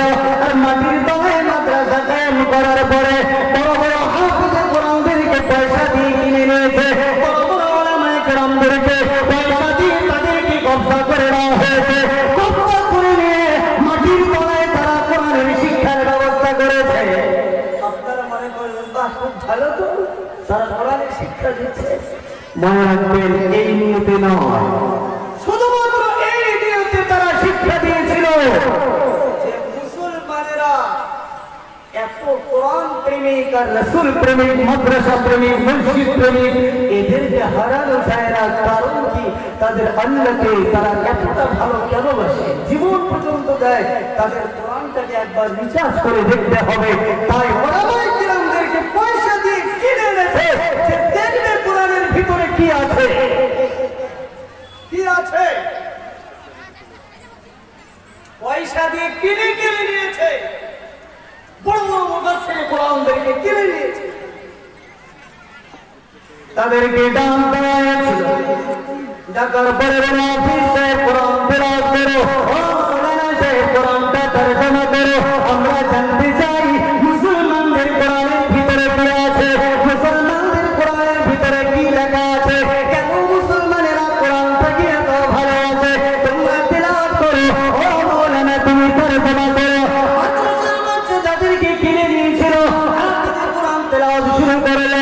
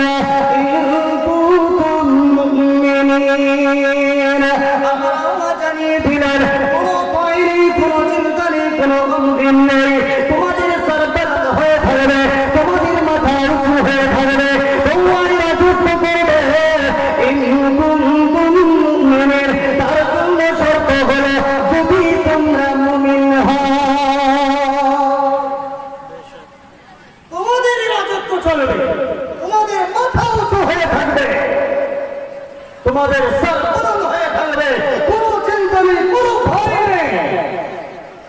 কিন্তু শর্ত হলো তোমাকে মুমিন হতে হবে, ঈমানদার হতে হবে, ঈমানদার হতে হবে। এই আয়াতটা বেঈমানের দলেরা যখন সামনে চলে আসলো তারা ফট করে বুঝে ফেলল এই আয়াত মেন আয়াত আমরা খুঁজে পেয়েছি। কি খুঁজে পেয়েছি? তারা জানে মুসলমানদের আল্লাহ তাদের তার কথা সম্ভব বললে তাদের ঈমান থাকে না, তাদের আল্লাহর কথা কোনোদিন মিথ্যা হতে পারে না। আর তাদের আল্লাহ জানিয়ে দিয়েছে তারাই রাজত্ব করবে, যদি তারা মুমিন থাকে তাহলে তাদের সাথে পাওয়া যাবে না। তখন তারা বুঝে নিয়েছে এদের সাথে যদি তাদের আল্লাহ থাকে, তাদের কোরআন থাকে, তারা যদি ঈমানদার হয়, তারা যদি মুমিন হয়, হাজার চেষ্টা করলেও এদের সাথে মুসলমানের সাথে লড়াই পাওয়া যাবে না। তারা তখন মাশওয়ারা করে প্ল্যানিং করে তারা বুঝতে পারলো তাহলে আমাদের দেখতে হবে এরা যে মুমিন হয়, ঈমানদার হয়, এদের কারখানাগুলো কোথায়, ফ্যাক্টরিগুলো কোথায়, কোন কোম্পানি থেকে এরা তৈরি হয়। তারা তখন বুঝতে পারলো পারলেও মাদ্রাসা নামে যে কারখানা আছে ওই জায়গা থেকে ইমানি শিক্ষা নেয় এবং মাদ্রাসার মসজিদে গিয়ে ইমানটাকে মজবুত বানায়, তাদের আল্লাহর সঙ্গে কথোপকথন নামাজের মাধ্যমে করে।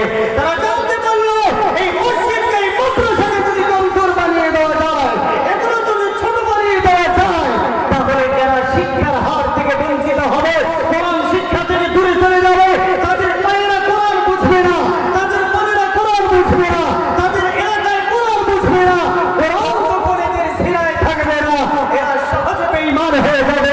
আর বেঈমান হয়ে গেলে এরা আর জিততে পারবে না। তাদের কোরআন বলছে। তাহলে কি করতে হবে? সেই জন্য মনে রাখবেন, আমরা যদি মুসলমানের বাচ্চা হয়ে মাদ্রাসা যেন না হয়, মাদ্রাসা যদি তৈরি না করি, মনে রাখবেন ইহুদিদের সাথে কিন্তু আমাদের সম্পর্ক হয়ে যাবে। তারাও চাইছে মাদ্রাসা বন্ধ হোক, তারাও চাইছে মসজিদ বন্ধ হোক, কারণ এগুলো বন্ধ হয়ে এরা তো বেঈমান হয়ে যাবে, এরা তো বেঈমান হয়ে যাবে। তারা এই কল্পনা করে, ইতিহাস আমরা কিছুদিন আগে শুনেছি, এই কল্পনা করে যখন মাদ্রাসায় গোয়েন্দা পাঠিয়ে দিয়েছিলেন, পাঠানোর পরে তারা যখন ক্লাসে বসে দেখতে পারে, হঠাৎ করে সাধারণ ড্রেসে যখন ক্লাসে বসে যায়, মাদ্রাসার হুজুরেরা বাচ্চাদেরকে শিক্ষা দেয়। ও তালিবিনের বারেরা, আজকে চমৎকার একটি হাদিস এসেছে। কি হাদিস? আল্লাহ পাক আল্লাহর নবী জানিয়েছেন, আল্লাহর বান্দা যদি কেউ যদি সরিষার দানা পরিমাণ ঈমান নিয়ে এই পৃথিবী ছেড়ে চলে যায়, এই পৃথিবী ছেড়ে চলে যাওয়ার পরে সরিষার দানা পরিমাণ ঈমানের জন্য তাদেরকে বিশাল পৃথিবী সমতুল্য একটা নয়, দুইটা নয়, 10খানা পৃথিবী এক জায়গায় জমা করলে যত বড় জায়গা দেওয়া হবে, তত বড় জায়গা একজন এতটুকু ঈমানওয়ালাকে দেওয়া হবে। বলে সুবহানাল্লাহ। তাদের মাথা খারাপ, সব ক্লাসে বসে শুনে একটু মিথ্যাবাদীরা, এই তো কৌশল খুঁজে পেলাম, গোটা পৃথিবীতে মুসলমানদেরকে মিথ্যাবাদী বলে দেওয়া যাবে। কারণ এই যুগটা হলো বিংশ শতাব্দীর যুগ। এই যুগের বিজ্ঞানিক কারণ হলো যে জিনিসটাকে চাক্ষুষ ভাবে দেখা যায় সেটাই মানা যাবে, বাইরে মানা যাবে না, এটা ভিতরে আসবে না। এইবার মুসলমানদেরকে ঠকানো যাবে। ক্লাস থেকে উঠেই বাইরে গিয়ে প্রশ্ন ছুড়ে দেয়, এই মাদ্রাসার বাচ্চারা তোদেরকে বোকা বানাচ্ছে তোদের হুজুর। বলে কিসের জন্য বোকা বানাচ্ছে? বলে এই তো তোদের হুজুর বললো তোরা যদি সরিষার দানা পরিমাণ ঈমান নিয়ে এইরকম পৃথিবীর 10টা মিলে একটা জান্নাত তোদের দেওয়া হবে। বলে হ্যাঁ। বলে এই বোকা, তোরা পৃথিবী দুনিয়া কয়টা দেখেছিস? বলে একটা। বলে তোকে যদি তোর আল্লাহ জান্নাত দেয়, বাকি 9টা পাবে কোথায়? আমি জানি না, এই হুজুর বসে আছে, হুজুরের কাছে যায়। হুজুরের কাছে গিয়ে বলে, ও মৌলভী সাহেব, কি ভুয়া শিক্ষা দিচ্ছেন গো? এক্ষুনি আমি শুনলাম আপনি বলছেন সরিষার দানা পরিমাণ ঈমান নিয়ে কেউ যদি পরকালে যায়, বিশাল পৃথিবী 10টা নাকি একজন থেকে দেওয়া হবে। বলে হ্যাঁ দেওয়া হবে। এই মৌলভী কয়টা জান্নাত দেখেছিস? বলে জান্নাত তো একটাই দেখেছি। বলে বাকি 9টা তোকে, বাকি সব জাহান্নামী, তোকে যদি আল্লাহ জান্নাত দেয় বাকি 9টা পাবে কোথায়? দিয়ে যা। কি উত্তর দেব? বাকি 9টা পাবে কোথায়? আমার আল্লাহ জানিয়ে দিলেন, ওলামায়ে কেরাম সূরা ইয়াসিন তেলাওয়াত করে জানিয়ে দাও, ওয়াশ-শামসু তাজরি লিমুস্তাকাররিন লাহা। আমার আওয়াজ জানিয়ে দিলেন, ও ওলামায়ে কেরাম বান্দারা শুনে নাও, আমি আল্লাহ সূরা ইয়াসিনের আয়াতে আমি সূর্য নামে একটা আমার সৃষ্টির বয়ান করেছি। একবার শুধুমাত্র বিজ্ঞানকে জানিয়ে দাও, আমার সূর্যটাকে নিয়ে গবেষণা করে একবার ভেবে দেখলে তারা জবাব খুঁজে পেয়ে যাবে। বিজ্ঞানের বলে সূর্যকে নিয়ে ভাবা শুরু করে দিল। তারা বিচার করতে করতে জানতে পারলো এই যে পৃথিবীতে আসমানে দেখা যায় একটা প্লেটের সমান সূর্য দেখা যায়। বিজ্ঞানীরা বিচার করে জানতে পারলো ছোট্ট একটা প্লেটের মতো সূর্য দেখা যায়। এই সূর্যটা হলো পৃথিবীর জমিন থেকে নিয়ে 13 লক্ষ গুণ বড়। বলি সুবহানাল্লাহ, আরো বলি সুবহানাল্লাহ। বিজ্ঞান বিচার করার পরে জানিয়ে দিল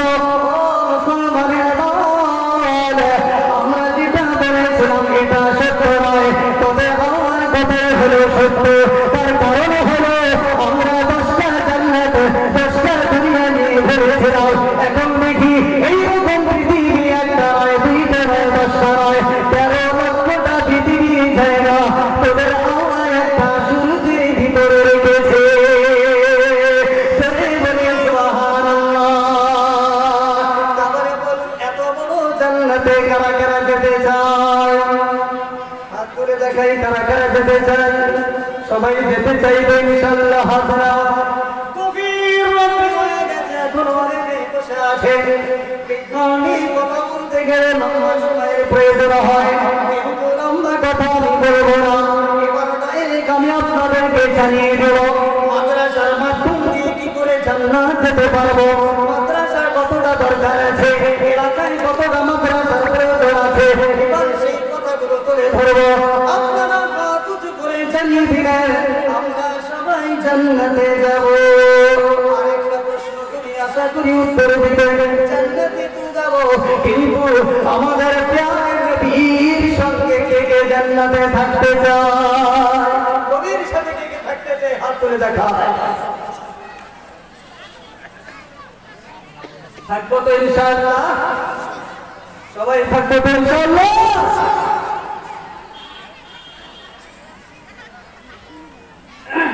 তাহলে নবীকে জিজ্ঞাসা করা যাক, নবী গো দাসপাড়া মাদ্রাসা প্রাঙ্গণে জলসা হয়েছে, আমরা সবাই হাত উঁচু করে জানিয়ে দিলাম আমরা যেই জান্নাতে থাকবো। নবী জান্নাতে যদি যেতে চাই, আমরা আপনার সঙ্গে থাকতে চাই। দয়া করে আপনি জানিয়ে দিন এই মাজলিসের ভিতরে আপনি কাকে কাকে ছাপাই করে বাছাই করে আপনি আপনার সঙ্গে জান্নাতে নেবেন। জানার দরকার আছে না নাই বলেন? নবী আমার জানিয়ে দিলেন আমার উম্মতেরা শুনে নাও, মান আহাব্বা সুন্নতি ফাকাদ আহাব্বানি ওয়া মান আহাব্বানি কানা মাই ফিল জান্নাহ। বলে বলে সুবহানাল্লাহ। নবী আমার জানিয়ে দিলেন মান আহাব্বা সুন্নতি, যারা আমার সুন্নতকে ভালোবাসে, যারা আমার সুন্নতের সঙ্গে মহব্বত রাখে, তারা যেন স্বয়ং আমি নবীকে ভালোবাসে। আর যারা আমি নবীকে ভালোবাসে তারা অন্য কারোর সাথে নয়, তারা একমাত্র আমি নবীর সঙ্গে জান্নাতে থাকবে।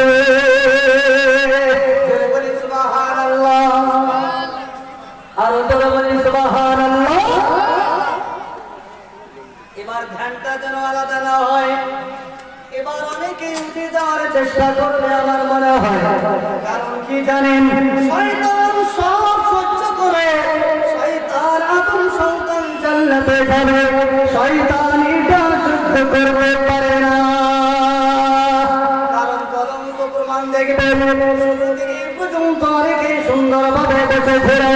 আর যখন জান্নাতে যাওয়ার কৌশল বলা হচ্ছে, এবার শয়তান বলবে ও শয়তানের দলেরা, আমাদের দলেরা চল চল চল, আর কবের দোকানে বাইরে থাকা যাবে না, প্যান্ডেলের ভিতরে যাই চল।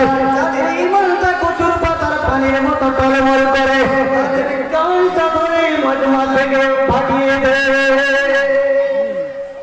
এখন দেখবেন অনেকে এদিক সেদিক তাকাবে, আস্তে করে জুতো তুলে তাড়াতাড়ি পালানোর চেষ্টা করবে। তার ভেবে নিতে হবে যে নিশ্চয় ইবলিস শয়তান তাদের জামাতকে নিয়ে এসে তাদের দলে তাশকিল করে তাদের খালাতো ভাই বানিয়ে ফেলেছে। কিন্তু এখানে এমন ইমানদার বান্দা আছে, ভাইয়া হুজুর এতদিন নামাজ পড়ি না, আগামীতে পড়বো, এতদিন সুদ খেয়েছে আর খাবো না, এতদিন অন্যায় করেছে আর অন্যায় করবো না। কিন্তু এত দুর্বল ঈমান আমাদের নয়। শয়তান যেন গোটা দল নিয়ে যদি আমাদের পাশে আসে, লাথি মেরে শয়তানকে তাড়িয়ে দিব, ইনশাআল্লাহ জান্নাতে যাওয়ার কৌশল না নিয়ে যাব না। এমন ঈমানদার কারা কারা আছে তো হাত উঁচু করে দেখায়। মাশাআল্লাহ, কারা কারা জান্নাতে যাওয়ার কৌশল নিয়ে যাব ইনশাআল্লাহ। নারে তাকবীর। আল্লাহ কবুল করুন সকলে বলে আল্লাহুম্মা আমিন। তাহলে যেটা বলছিলাম, জান্নাতে যাব, নবীর সঙ্গে জান্নাতে থাকব। তৈরি আছি তো ইনশাআল্লাহ? আওয়াজ নাই, তৈরি আছি তো ইনশাআল্লাহ? তাহলে এদিকে ধ্যান দেই, ধ্যান যেন আমাদের এদিক সেদিকে না হয়। তাহলে আমাদের জানতে হবে নবী পাক সাল্লাল্লাহু আলাইহি ওয়াসাল্লাম সাহাবায়ে কেরামদেরকে হাত ধরে ধরে কেমন করে জান্নাতে পাঠিয়েছেন আর কেমন করে আমরা সেই জামানার উম্মত হওয়ার পরে সেই নবীর সুপারিশে আমরাও কি করে জান্নাতবাসী হব সেই কৌশলখানায় বলছি হে আলে নবী জানিয়ে দিলেন আমার সেই জামানার উম্মতেরা কান করে শুনে নাও আমার আখিরি জামানার উম্মতেরা কান করে শুনে নাও তোমাদের জান্নাতে যাওয়া তো অনেক সহজ হয়ে যাবে কিন্তু আমার সাহাবায়ে কিরামরা অতি সহজে জান্নাতে যায় না কত সহজে তারা আমার সঙ্গে জান্নাতে থাকবে না আমার একজন সাহাবী ছিল যার নাম হলো কাতাদা ইবনে নুমান অনেকে ইতিহাস পড়েছে নাম শুনেছে আমি আপনাদের সামনে ইতিহাস তুলে ধরব না প্যারা নবী জানিয়েছেন আমার উম্মতেরা এতিম উম্মতেরা শুনে নাও তোমরা তো আমাকে দেখো নাই কিন্তু মনে রাখবে তোমাদের জান্নাতে যাওয়া বড় সহজ হয়ে যাবে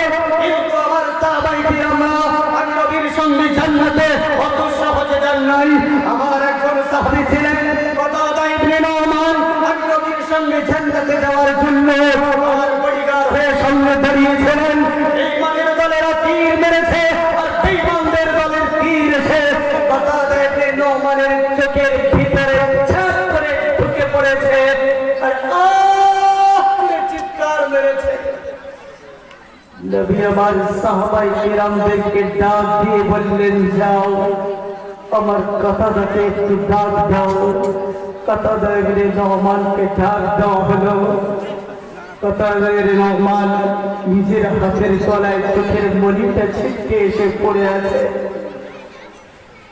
ইতিহাসগুলো মনে রাখুন নবীর সঙ্গে জান্নাতে যাওয়ার জন্য কতটা কুরবানি দিয়েছে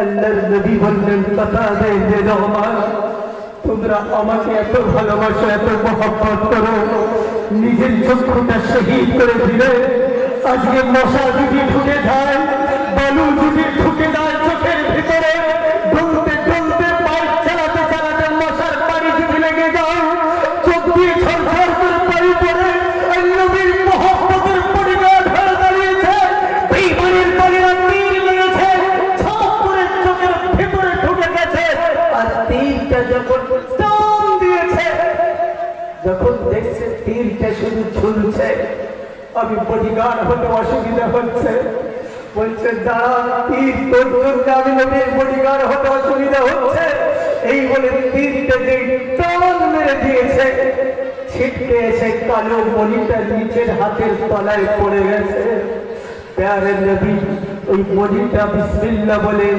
লাগিয়ে দিয়েছেন জিজ্ঞাসা করলেন ও কাতাদা এখন কেমন দেখছো বলে আলহামদুলিল্লাহ আপনার নবীর কসম আগের থেকে 3 গুণ বেশি ভালো দেখছি বলে সুবহানাল্লাহ বলার উদ্দেশ্য হলো নবী বলছেন আমার সেই জামানার উম্মতেরা অনেক সহজে জান্নাতে যাবে আমার সাহাবায়ে কিরামদের চক্ষুকে শহীদ করতে হয়েছে তবে আমার সঙ্গে জান্নাতে যাবে ও আমার উম্মতেরা তোমরা কি জানো আমার সাহাবায়ে কিরামরা তো সহজে জান্নাতে যায় নাই জিয়াদ ইবনে সাকার নাম শুনেছো আমি নবীর বডিগার্ড হয়ে সামনে দাঁড়িয়ে গেছে বেঈমানের দিলেরা ধরে তীর মেরেছে প্রায় 18 খানা তীর এসে ছিনা বের করে ঢুকে পড়েছে 18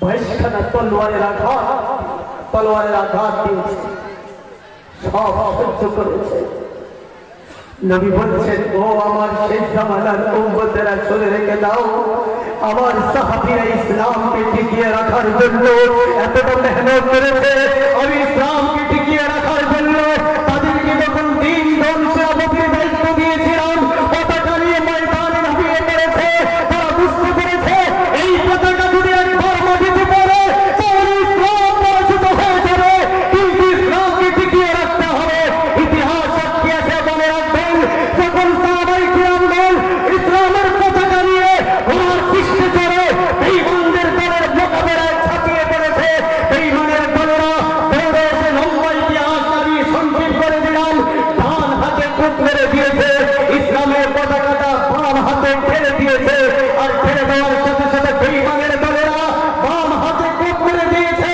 তখন বাম হাত পড়ে গিয়েছে ইসলামের পতাকা হাত দিয়ে কাটা দুটো হাত দিয়ে বুকে জড়িয়ে ধরে রেখেছে চোখ দিয়ে ঝরঝর করে পানি বেরিয়ে যাওয়ার দরকার বেঈমানের দলেরা ঘোড়ার পথ পর্যন্ত কেটে দিয়েছে।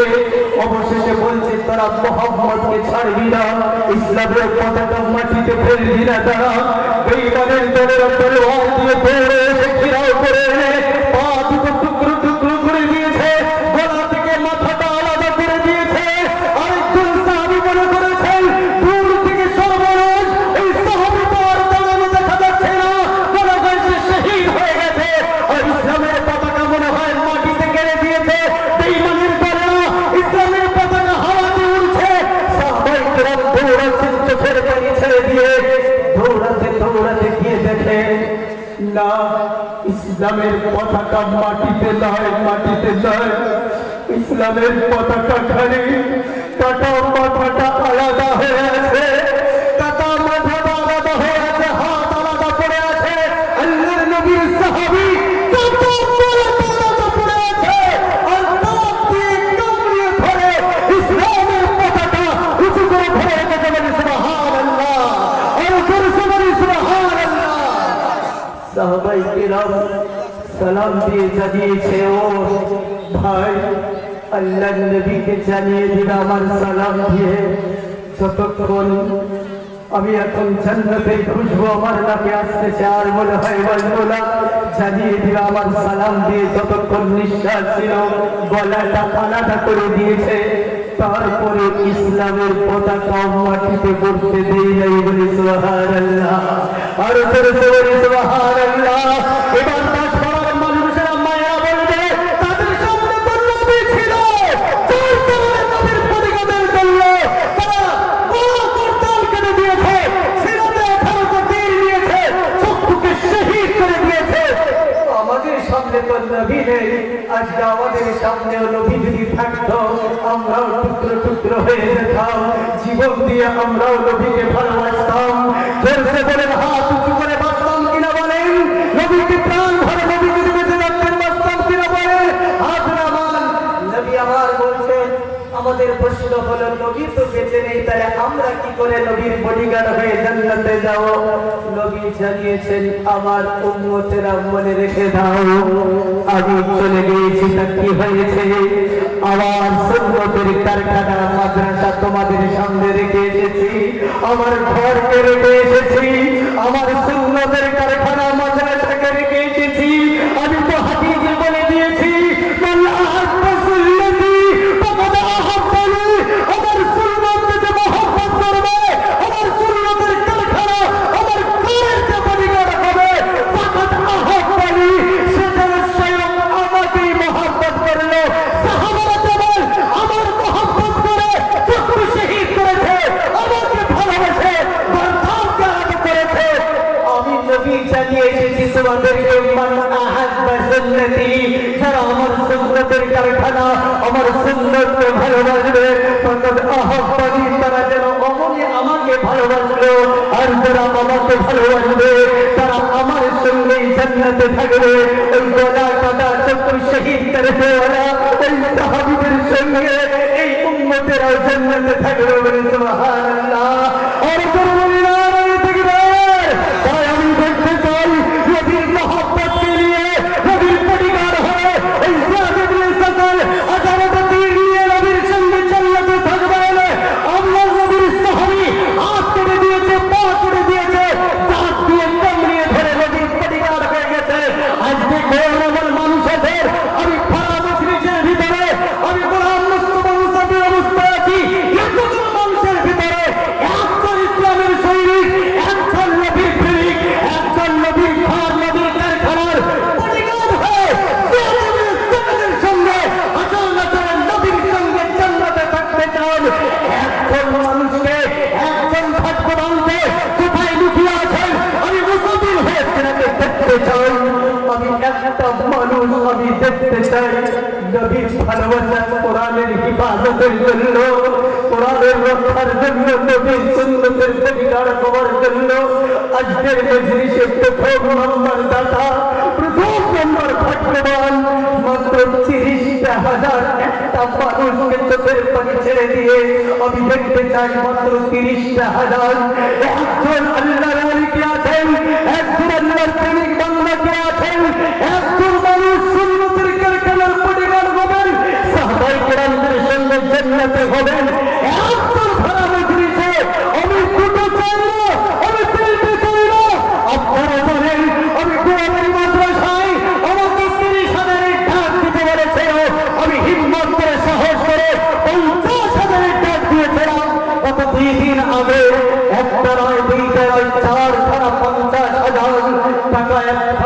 কাঁদতে চোখের পানি ফেলে চলে এসেছেন, তাহলে